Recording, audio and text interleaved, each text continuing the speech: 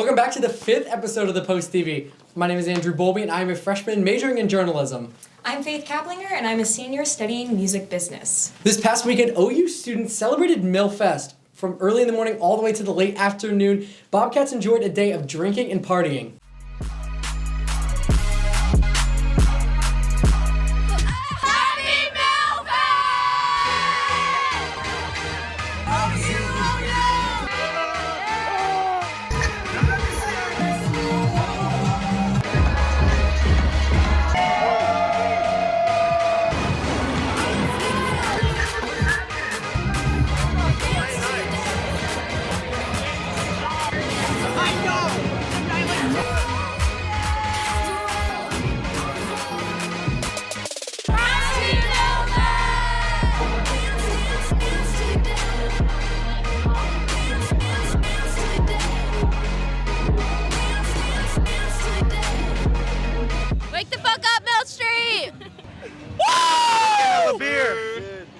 Drinking, that's what we're doing. What he said. No season. What's up? I've seen a few keg stands and a few shotguns. You know, not too crazy yet. Still pretty early in the day, so I'm ready for later in the afternoon. I'm not gonna lie to you. Like, I woke up and started drinking at 9 in the morning. I woke up and made a mimosa ASAP. Yeah. And how are you guys feeling right now? Pretty good. Feel great. I seen 2 cops and I had 2 drinks that I enjoy, and I was nervous that I was about to not be able to drink them. I am excited to see the horses that the cops will be riding on in town. Yeah. I'm nervous, actually. You're nervous? What are you nervous about? Because I'm afraid for what I'm gonna do and what I know other people are gonna do. Y'all got any crazy plans? Well, nothing planned yet. It's like all like for the plot. So as it goes, you know. For the plot. Yeah. Icons. If you missed Millfest, there are still plenty of parties for the rest of the semester. Earlier this week, Andrew got to sit down with Professor Ryan Fote to discuss recent trends in weather patterns and climate change. Fote states that temperature change is one aspect to keep an eye on, as this summer could see a higher frequency of hotter and humid days as well as a greater volume in precipitation. Fote recommends reducing your carbon footprint by considering your electricity and transportation usage, and especially using renewable resources whenever possible. Even though the individual events themselves probably aren't linked to climate change, some of their impacts would not have been made as severe without climate change having this background effect. Over spring break, a group of Posties traveled to New York City for College Media Association Conference. Multimedia staff members Cole and Haley vlogged the experience. Let's take a look. Alright, we are about to leave Athens to head to the airport to head to New York City to go to the CMA. Ain't gotta wait to make them movies, I be loaded. Why you watch it drinking 40s, I just told it. Still that same. Oh, sorry, did I slam the door? Thank you so much. Here we go. I just had a ridiculous time getting on the plane. It was rough, and he left me there. Yeah, I was like, I'm getting on the plane. You have fun with that? Take it. Yeah, I pop. And I pop shit. I don't know where I'm going. I'm just floating. My dog got gun license, but he let me hold it. All these phone it. I do not condone it. Welcome to New York's LaGuardia International Airport. Exit time is 7:41. You should play the TikTok sound where I like drop to my knees and it's like, hello. That was... How do you feel? Feels pretty cool. There's a nice breeze. And there's a red lobster. Where? Right there. Right there. Oh!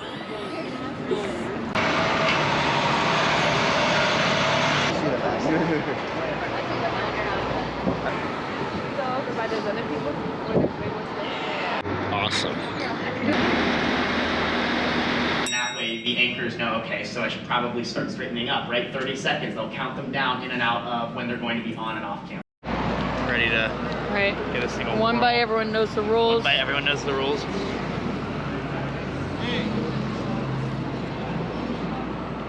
What do you think, Cole? Great?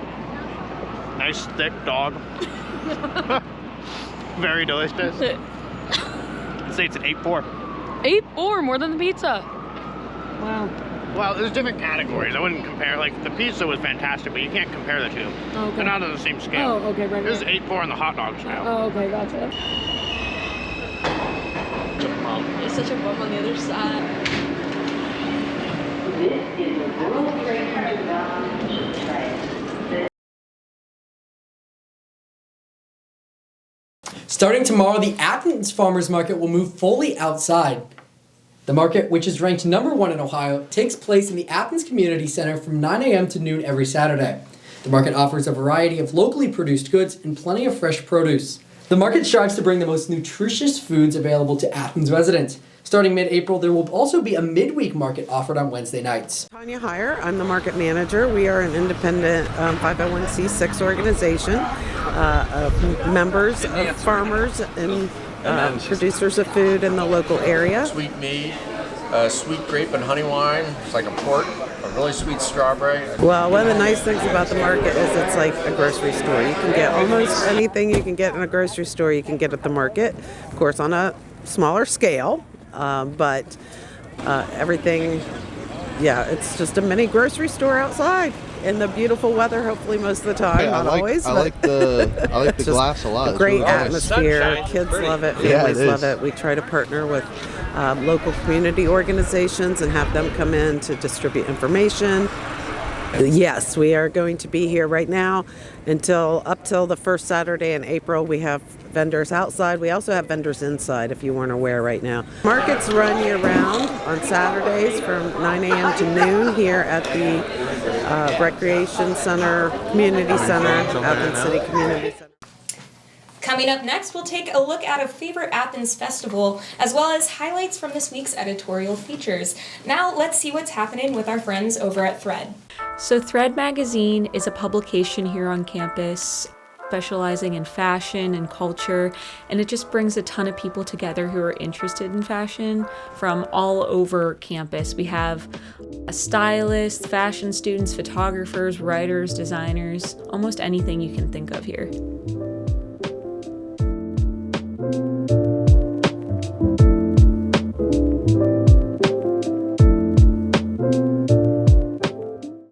On March 24th, Bagel Street Deli held their annual Pickle Fest. The event centers around a pickle eating competition where the champion is awarded the ability to add an item of their choice to the Bagel Street menu. This year's turnout did not disappoint, and participants were as young as 6 years old. With a whopping 11 pickles, this year's winner is an OU freshman, Dylan Burke, who believes his championship is his destiny. Pickle Princess! Pickle Princess! Let's go!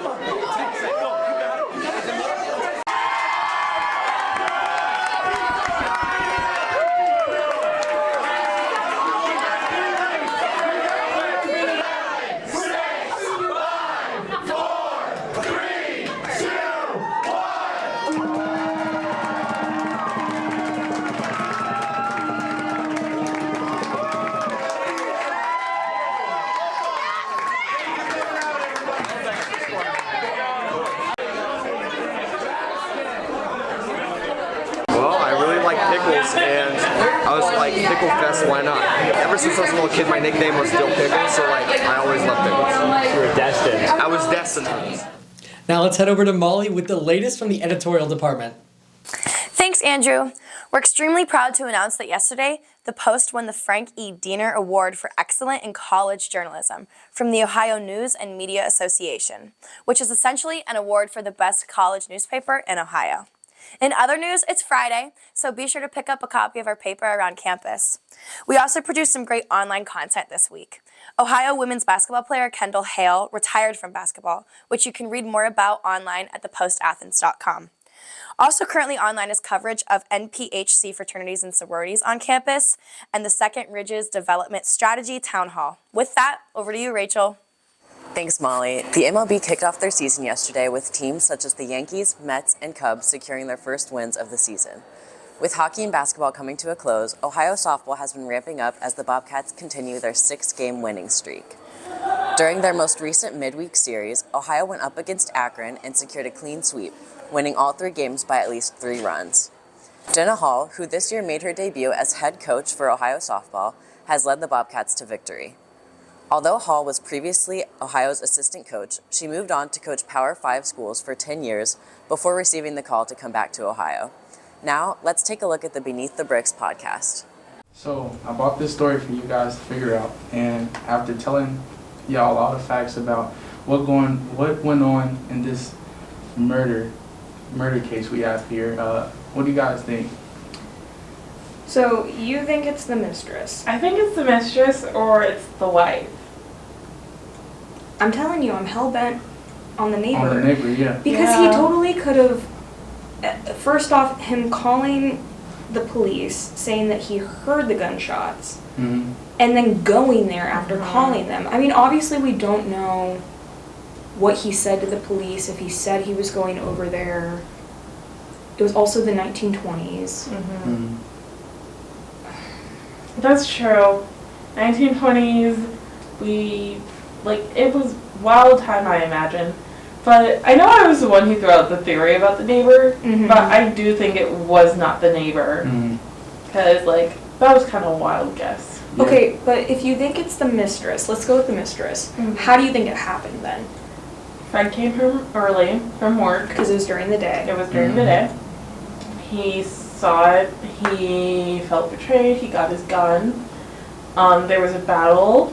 Mistress won because younger and stuff and shot. Younger and stuff. That's a good point. He's like 20. Yeah. I assume 20. I don't know. And shot him. As many of you know, we have a very special weekend coming up. Let's get ready for the craziness to ensue as we walk down memory lane of last year's Mom's Weekend.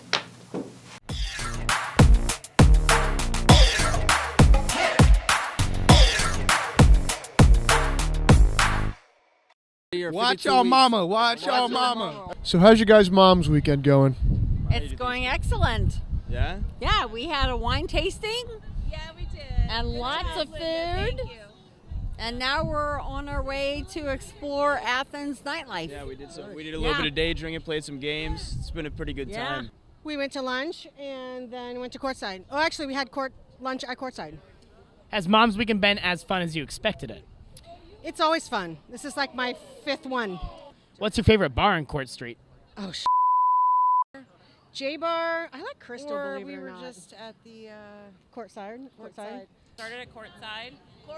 Made our way to Poppers, did some dancing. Nice. Did a little bit of, what did I do? A little bit of bouncing. I was, bouncing and letting people in. The guy let me help him with that. And then we ended our night with the hot nut shot at Tony's. Boom. Have you guys seen any crazy things yet or anything? Yeah, there's some crazy ants. Yes. Down in that bar down there, they have people signing their shirts. Yeah, I signed her boobs. She signed her boob. But, I signed the back. It's like the best town to meet people, walk around. Last night, I couldn't believe it. It felt like a little mini city for us to walk around and see all these people. And I know that it was because it was Mom's Weekend and everything, but it was really fun. Ohio University Culinary Services hosted West Fest over the past 2 days. The fest had plenty of activities right outside Baker for students to enjoy. The best part of all, the event supported the Cat's Cupboard, Ohio University's campus food pantry. Thank you for tuning in to our 5th episode of The Post TV, and you can find the rest of all of our content on thepostathens.com. We'll see you next week.